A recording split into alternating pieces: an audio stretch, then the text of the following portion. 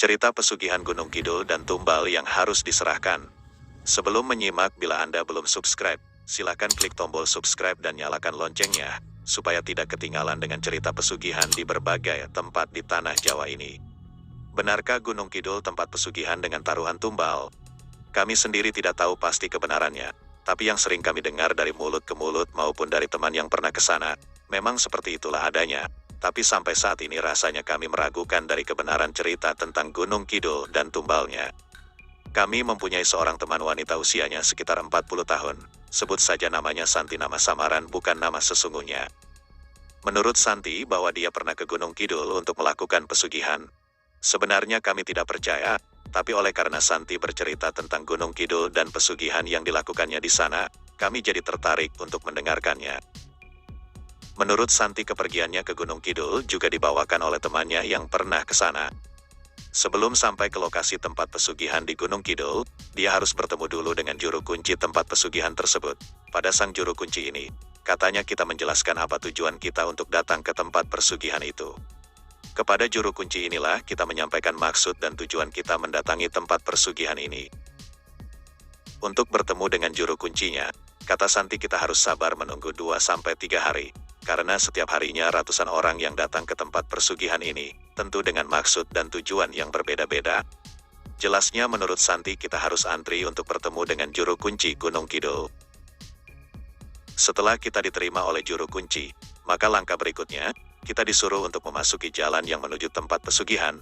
Dalam perjalanan untuk menuju tempat pesugihan itu bukanlah mulus, tapi melainkan kita harus melalui berbagai rintangan, mulai dari ular besar yang melintang di jalan, sampai kepada bertemu dengan orang-orang aneh yang menyeramkan. Jika semua rintangan yang ditemui di jalan menuju ke tempat pesugihan, barulah kita sampai ke tempat pesugihan itu yang berbentuk rumah dengan ornamen seperti kelenteng tempat sembahyangnya warga turunan Cina. Di tempat ini, menurut Santi kita tidak menemui seorang manusia pun, padahal sebelumnya kata Santi banyak orang yang antri untuk masuk ke tempat rumah pesugihan itu. Tapi begitu sampai di dalam kita tidak melihat orang-orang yang masuk terlebih dahulu. Dan disitulah kita mendengar suara yang menanyakan keinginan kita untuk datang ke tempat itu.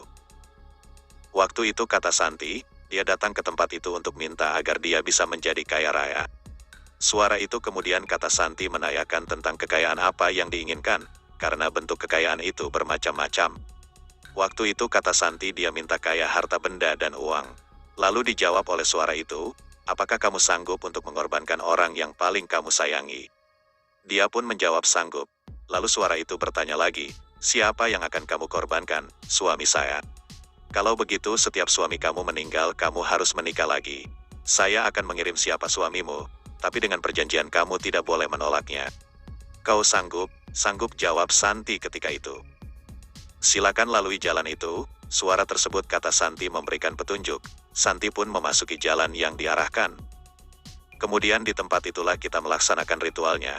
Namun Santi tidak mau menceritakan ritual apa yang dilakukannya di tempat persugihan itu selama 3 hari 3 malam. Sampai di sini cerita tentang persugihan di Gunung Kidul itu pun diakhirinya. Lantas benarkah kehidupan Santi dipenuhi dengan kekayaan, mulai dari harta benda sampai kepada banyak uang? Kami pun tidak tahu pasti. Tapi yang jelas memang Santi telah 5 kali menikah, karena setiap dia menikah paling berumur 1 atau 2 tahun, kemudian si suami meninggal dunia. Apakah ada kaitannya dengan tumbal pesugihan Santi di Gunung Kidul, atau memang meninggalnya suami-suami Santi hanyalah secara kebetulan? Lantas dikait-kaitkan dengan ritual pesugihan itu, memang sulit untuk menjawabnya, karena kematian adalah urusan Tuhan semesta alam bukan urusan manusia. Kami mengenal Santi baru sekitar 3 tahun. Itu pun melalui istri kami, yang pernah satu kampung dengan Santi. Menurut istri kami, Santi sebelumnya dengan suaminya membuka usaha rumah makan kecil-kecilan. Selama membuka usaha rumah makan kecil-kecilan itu, usahanya tidak maju, bahkan menjurus kepada kebangkrutan.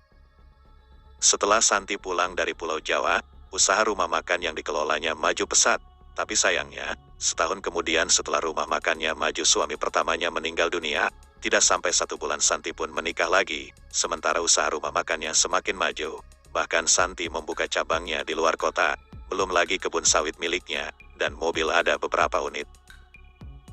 Tapi begitu dia membuka cabang rumah makan di luar kota yang dikelola suami keduanya, hanya bertahan 3 tahun saja, si suami menemui ajalnya. Rumah makan itu pun dikelola oleh adik perempuannya. Begitulah seterusnya.